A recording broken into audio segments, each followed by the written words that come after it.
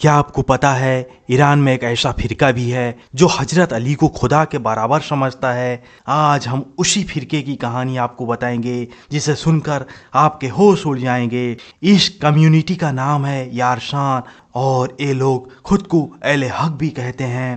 بہت سے لوگ پہلی بار یہ نام سن رہے ہوں گے کیونکہ یہ لوگ زیادہ کھل کر سامنے نہیں آتے۔ ان کی زیادہ تر آبادی ایران کے پشچمی علاقے میں رہتی ہے جہاں کرد لوگ رہتے ہیں۔ عراق کے کچھ حصوں میں بھی یہ لوگ ملتے ہیں، وہاں انہیں کاکائی کہا جاتا ہے۔ اب یہاں سب سے بڑی غلط فہمی پیدا ہوتی ہے۔ اکثر کہا جاتا ہے کہ یارشان شیعہ مسلمانوں کا ہی ایک فرقہ ہے، لیکن سچائی یہ ہے کہ ہر جانکار اتفاق نہیں رکھتا۔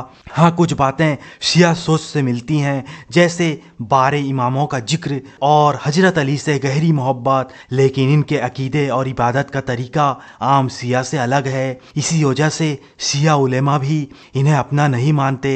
یارشان کی شروعات آج سے لگ بھگ 600 سال پہلے مانی جاتی ہے۔ ایران کے پشچمی علاقے میں ایک شخص ہوئے جن کا نام سلطان سحق بتایا جاتا ہے۔ یارشان لوگ سلطان سحق کو عام انسان نہیں مانتے، ان کے لیے سلطان سحق بہت اونچے درجے پر ہیں۔ کچھ مانیتاؤں میں کہا جاتا ہے کہ ان کے ذریعے حق یعنی سچائی سامنے آئی، اور یہیں سے یارشان کی سوچ عام اسلام سے الگ ہونے لگتی ہے۔ اب آتے ہیں سب سے اہم سوال پر، حضرت علی کے بارے میں یارشان کیا مانتے ہیں؟ یہاں بہت دھیان سے سننا ضروری ہے کیونکہ ہر یارشان ایک جیسا نہیں سوچتا، لیکن کئی مانیتاؤں میں یہ بات ملتی ہے کہ حضرت علی کو صرف انسان نہیں بلکہ اللہ کے نور کا ظاہر ہونا مانا جاتا ہے۔ مطلب یہ ہے کہ اللہ خود انسان بن کر نہیں آتا بلکہ اپنا نور کسی انسان میں دکھاتا ہے، اور حضرت علی کو اس نور کا سب سے بڑا روپ مانا جاتا ہے۔ اب سوال یہ ہے کہ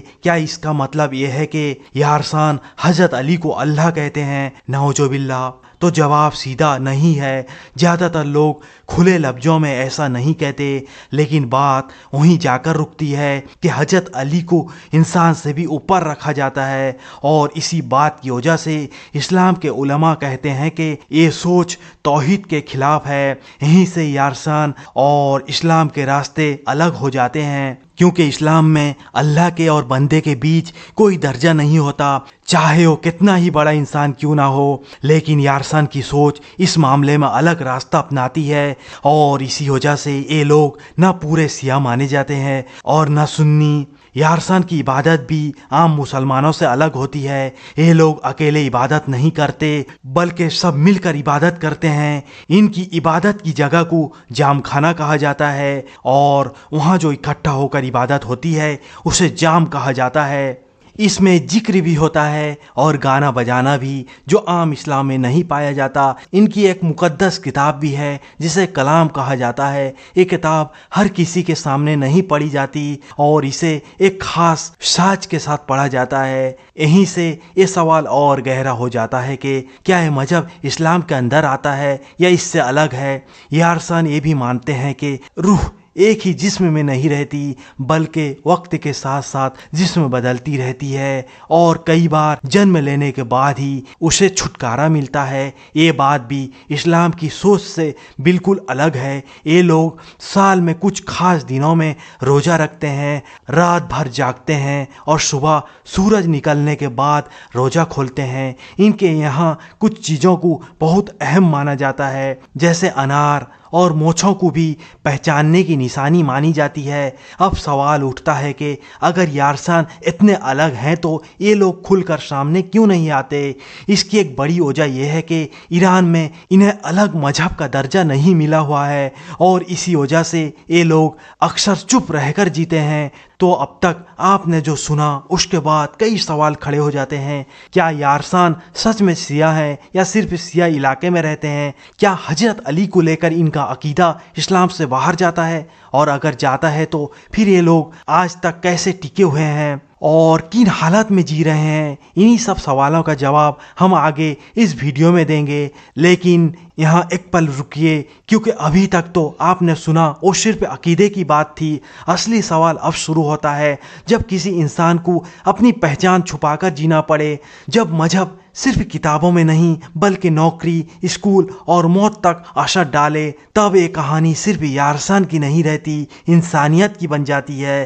اب یہاں سے یارسان لوگوں کی کہانی اس جگہ پہنچتی ہے جہاں معاملہ صرف عقیدے کا نہیں رہتا بلکہ زندگی کا بن جاتا ہے، کیونکہ جب کسی کمیونٹی کے عقیدے عام مذہبی ڈھانچے سے الگ ہوں اور انہیں کاغذوں میں الگ پہچان نہ ملے تو سب سے زیادہ اثر ان کی روزمرہ زندگی پر پڑتا ہے۔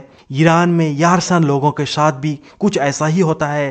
سرکاری طور پر انہیں الگ مذہب نہیں مانا جاتا بلکہ زیادہ تر جگہ انہیں سیاہی لکھ دیا جاتا ہے، جبکہ جیسا ہم نے پہلے سمجھا ان کے عقیدے اور عبادت کا طریقہ عام سیاہ اسلام سے الگ ہے، اور دوسری طرف سیاہ سماج بھی انہیں پوری طرح اپنا نہیں مانتی۔ یہیں یارسان لوگ بیچ میں پھنس جاتے ہیں۔ اس کا سیدھا اثر یہ ہوتا ہے کہ بہت سے یارسان لوگ کھل کر اپنی پہچان بتانے سے ڈرتے ہیں، اسکول کے فارم ہو، پہچان کے کاغذ ہو یا نوکری کے لیے آبیدن، کئی بار انہیں مجبوری میں خود کو سیاہ لکھنا پڑتا ہے تاکہ آگے چل کر کوئی سوال کھڑا نہ ہو۔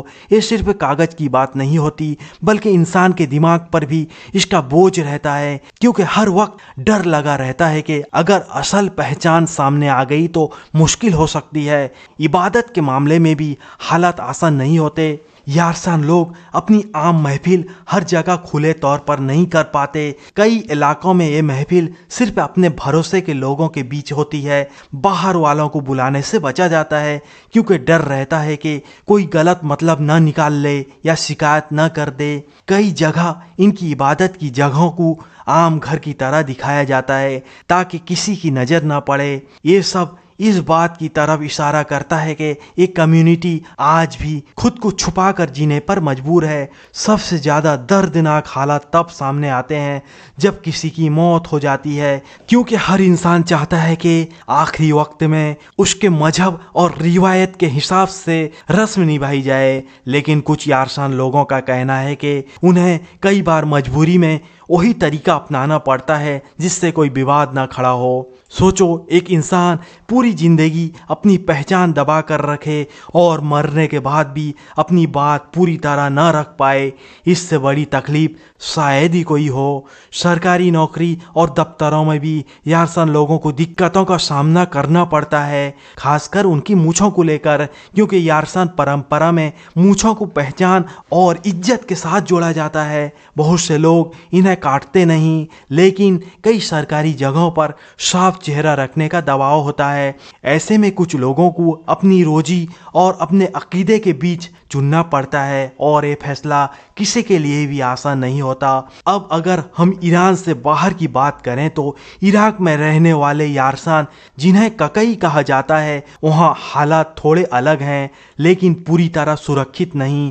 یہ لوگ زیادہ تر کرد علاقے میں رہتے ہیں۔ جب وہاں حالات بگڑتے ہیں یا لڑائی جھگڑے ہوتے ہیں تو سب سے پہلے ایسے ہی چھوٹی کمیونٹیز اثر میں آتی ہیں۔ کئی گاؤں پر حملے ہوئے، لوگوں کو اپنا گھر چھوڑنا پڑا اور بہت سے پریوار ڈر کی وجہ سے دوسری جگہ چلے گئے۔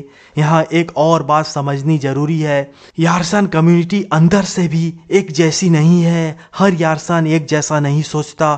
کچھ لوگ اپنے پرانے عقیدے اور روایتوں کو پوری سختی سے مانتے ہیں، کچھ لوگ وقت کے ساتھ خود کو ڈھال لیتے ہیں، خاص کر شہروں میں رہنے والے لوگ۔ لیکن چاہے جو بھی ہو، حضرت علی سے جڑا عقیدہ اور روحانی سوچ ان کی پہچان کو سب سے اہم حصہ بنا رہتا ہے۔ آج کے دور میں انٹرنیٹ اور سوشل میڈیا نے یارسان نوجوانوں کو تھوڑا بولنے کا حوصلہ دیا ہے۔ کچھ لوگ اب سوال پوچھ رہے ہیں، اپنی پہچان کو سمجھانا چاہتے ہیں اور یہ بھی جاننا چاہتے ہیں کہ باہر کی دنیا انہیں کیسے دیکھتی ہے۔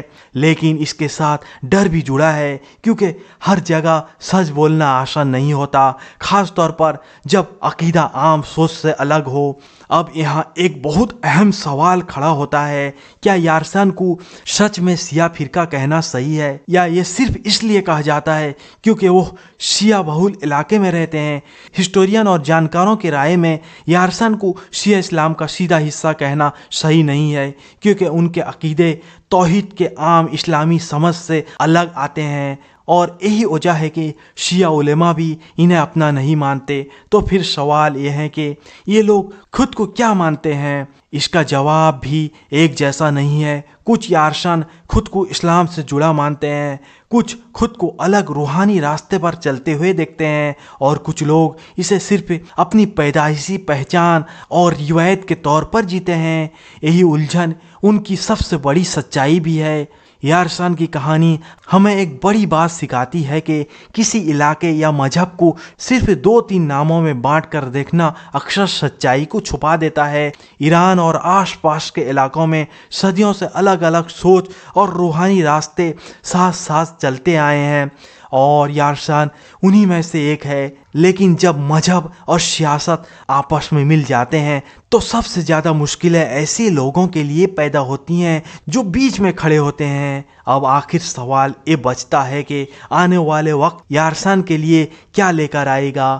کیا یہ لوگ کھل کر اپنی پہچان کے ساتھ جی پائیں گے، یا وقت کے ساتھ اور زیادہ چپ ہوتے چلے جائیں گے، یا ان کے عقیدے اگلی پیڑھی تک ویسے ہی پہنچ پائیں گے، یا دھیرے دھیرے بدل جائیں گے؟ اس کا جواب آج کسی کے پاس صاف طور پر نہیں، لیکن ایک بات طے ہے، یارشان صرف ایک انسنا نام نہیں ہے، ایک ایسی کمیونٹی ہے جو اپنے عقیدے، پہچان اور حالت کے بیچ اپنی جگہ تلاش کر رہی ہے، اور یہی تلاش اس پوری کہانی کو اہم بناتی ہے۔ اگر آپ نے اس ویڈیو کو یہاں تک دیکھا ہے تو اب آپ سمجھ چکے ہیں کہ معاملہ صرف یہ نہیں ہے کہ کون کسے کیا مانتا ہے، بلکہ اصلی سوال یہ ہے کہ الگ سوچ رکھنے والے لوگوں کے ساتھ سماج اور طاقت کیسے پیش آتی ہے، اور شاید یہی سوال اس پوری ویڈیو کا سب سے بڑا مقصد بھی ہے۔